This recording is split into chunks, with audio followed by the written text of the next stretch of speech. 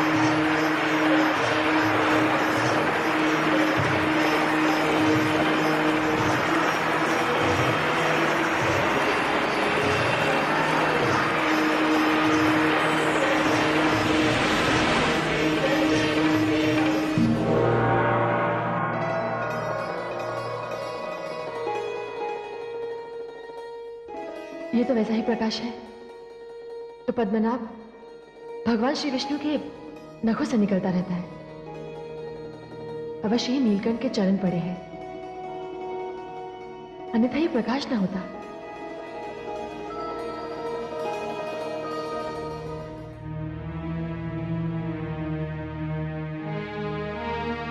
भगीरथ, भगीरथ,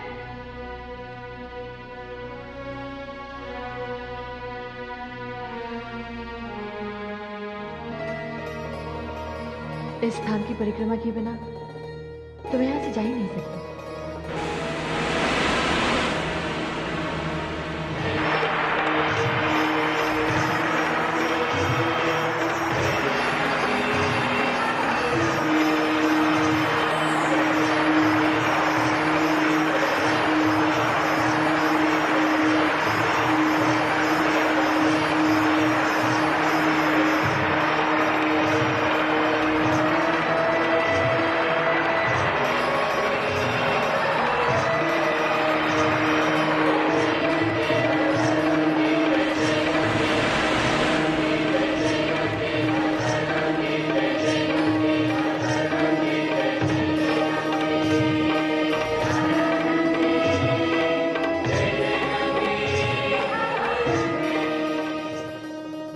हे पद्मनाभ, इस स्थान से लोग आपको प्राप्त करने की यात्रा आरंभ करते हैं। आज आपके चरण पखार कर मैं धरती की यात्रा प्रारंभ कर रही हूं। मेरी जलधारा सदैव इस स्थान पर आपके चरण पखारती रहेगी। इस स्थान पर आकर मेरी पूजा करने वाला आपकी कृपा से सदगति को प्राप्त होगा। ये स्थान हरिद्वार एक महान तीर्थ बन जाएगा।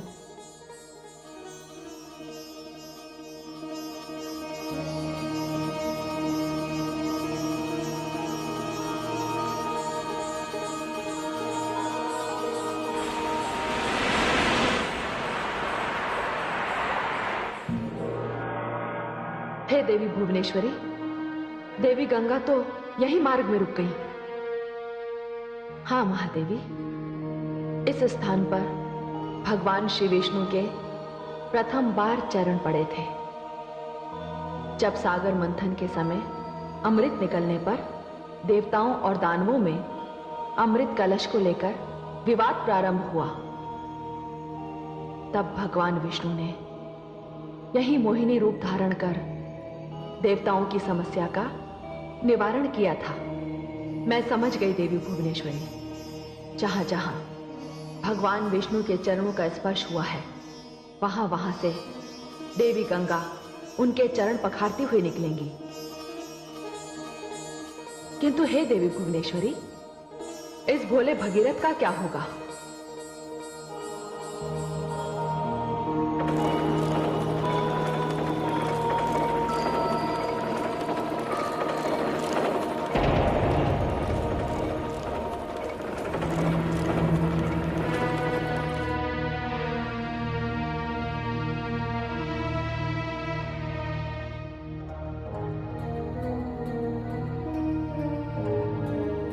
माते गंगे, माते गंगे, माते गंगे, माते गंगे, माते गंगे, माते गंगे। हे माता, मुझसे ऐसा कौन सा अपराध हो गया? मुझसे ऐसी कौन सी भूल हो गई माते, जिसके कारण आपने मुझसे रुष्ट होकर अपना मार्ग बदल दिया? माते गंगे, आपने तो मेरे पीछे पीछे मेरे साथ चलने का वचन दिया था। हे माता, निश्चय ही मुझसे अनजाने में कोई अपराध हुआ है। यदि ऐसा हुआ हो तो मेरा अपराध क्षमा कीजिए माते। मुझे दर्शन दीजिए, मुझे दर्शन दीजिए माते, मुझे दर्शन दीजिए।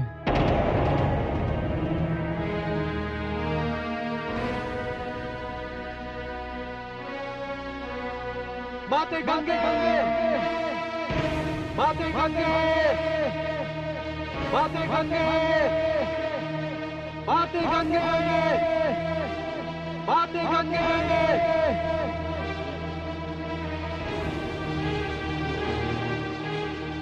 हे माते, मेरी ध्वनि का मुझ तक लौट आने से ऐसा लगता है कि जैसे आपने मेरी प्रार्थना को ठुकरा दिया। कदाचित आपको ज्ञात नहीं है माते कि मैं अपनी राजधानी से प्रण करके निकला हूं कि जब तक अपने पितरों का उद्धार होते देख नहीं लूंगा, अपने नगर लौट कर नहीं जाऊंगा। माते, लौट आइए माते, आप जहां कहीं भी हैं लौट आइए। माते गंगे, माते गंगे, माते गंगे, माते गंगे, माते गंगे, माते गंगे।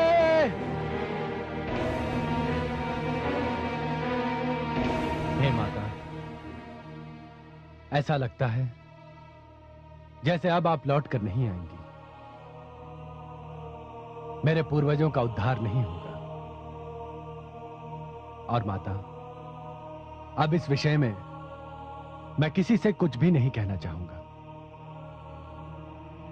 लगता है मेरा भाग्य भी मेरे पूर्वजों जैसा ही है।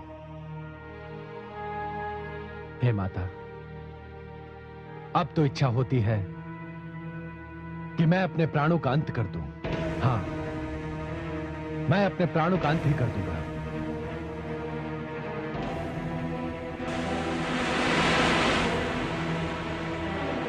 भगीरथ, भगीरथ, भगीरथ।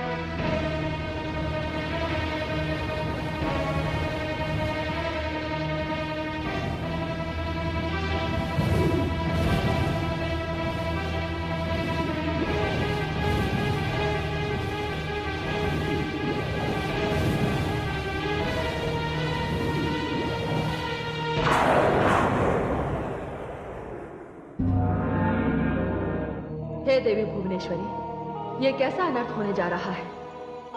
देवी गंगा को तो ये ज्ञात ही नहीं कि भगीरथ ने मन ही मन क्या निर्णय ले लिया।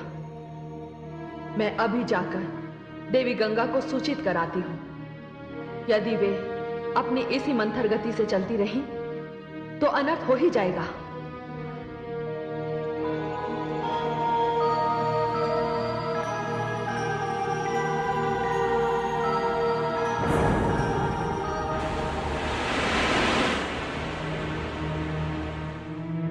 भगीरथ, भगीरथ!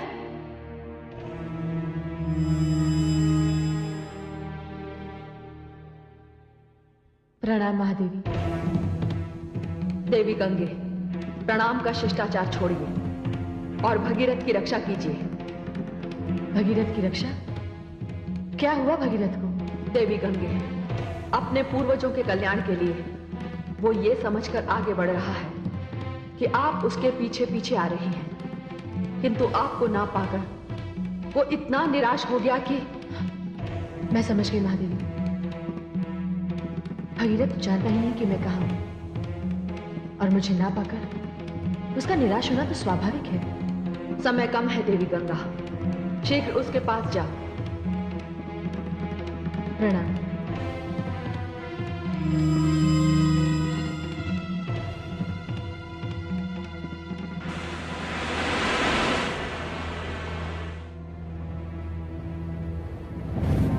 हे माते, मैं उल्हाना नहीं दे सकता।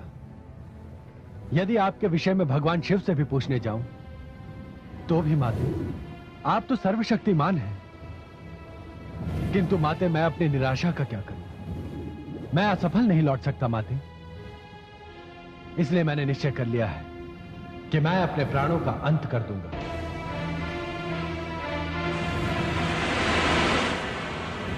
भगीरथ, ये क्या कर रहे हो? माते, आप? पुत्र भगीरथ, क्या तुम्हें मेरे वचन पर विश्वास नहीं रहा? पुत्र, ये मूर्खता से परिपूर्ण पग उठाने की क्या आवश्यकता थी? मैं तो सामने एक विशेष स्थान को देखकर उधर मुड़ गई थी। पुत्र, अन पर देवादिदेव भगवान शिव ने विषपान किया था। उसी स्थान पर भगवान श्री विष्णु ने मोहिनी रूप धारण करके अपने चरण धरती पर धरे थे। मैं तो उसी पावनता का स्पर्श करने गई थी। माते, मुझे क्षमा कर दीजिए। मैंने तुम्हें क्षमा कर दिया, किंतु भगीरथ, तुम मुझे साथ लेकर चल रहे हो तो एक बात ध्यानपूर्वक समझ लो। मेरा स्वभाव कौतुक भरा है। मैं जलधारा हूं भगीरथ। चंचलता मेरी विवशता है। यदि आगे भी चलते चलते मैं तुम्हारी दृष्टि से ओझल हो जाऊं तो भली भांति मेरा पता लगाना। मैं तुमसे फिर कहती हूं भगीरथ, मैं गंगा हूं, तुम्हारे साथ चल पड़ी हूं। पुत्र, मैं वापस नहीं लौटूंगी। तुम्हारा कार्य तो मुझे पूर्ण करना ही है। माते, मुझे क्षमा कर दीजिए। मुझे क्षमा कर दीजिए माते।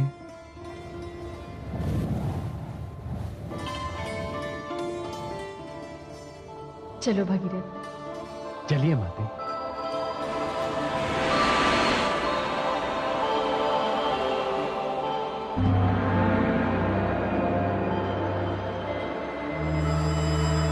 नारायण नारायण। तीर्थराज प्रयाग की इस पावन धरती को नारद का प्रणाम।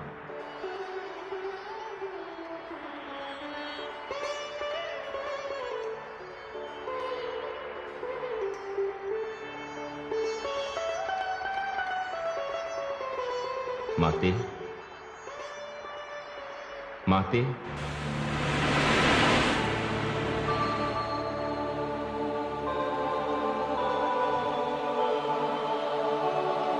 पुत्र नारद। प्रणाम माते। माते, आपके पुत्र का कार्य संपन्न हुआ। महाराज भगीरथ देवी गंगा को लेकर चल पड़े हैं। वे किसी भी क्षण यहां पहुंचेंगे और शीघ्र ही ब्रह्मलोक का सूनापन आपके आगमन से समाप्त हो जाएगा। पुत्र नारद, अपनी माता पर ही नहीं, तुमने इस पृथ्वी पर भी उपकार किया है। पुत्र, गंगा के आगमन से पृथ्वी धन्य हो जाएगी। माते, यही शुभ समाचार देने में यहां आया था। अब ब्रह्मलोक जाकर पिताश्री आदि प्रजापति ब्रह्मा जी को भी यह समाचार दे दूं। तेरा कल्याण हो पुत्र। प्रणाम माते। नारायण नारायण।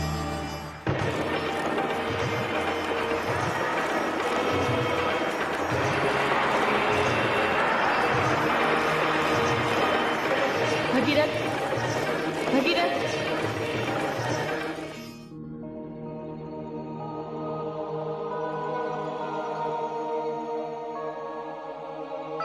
क्या बात है माते? ये हम किस स्थान पर आ गए पुत्र? हे माते, मैंने मार्ग में एक ऋषि से पूछा था। यह स्थान तीर्थों का राजा प्रयाग है। हाँ पुत्र, मुझे भी ऐसा ही प्रतीत हो रहा है। पुत्र भगीरथ, तुम्हें यहीं रुककर कुछ समय मेरी प्रतीक्षा करनी होगी। मैं महादेवी सरस्वती से मिलकर आती हूँ। महादेवी सरस्वती? हाँ, वो जो दूर जलधारा तुम्हें दिखाई दे रही है, वो देवी सरस्वती की जलधारा है। पुत्र, तुम्हें महादेवी सरस्वती का भी आभार मानना चाहिए, क्योंकि उन्हीं के कारण मैं धरती पर आई। अन्यथा मेरा तुम्हारे साथ आना संभव ना होता पुत्र। मैं चलती हूँ।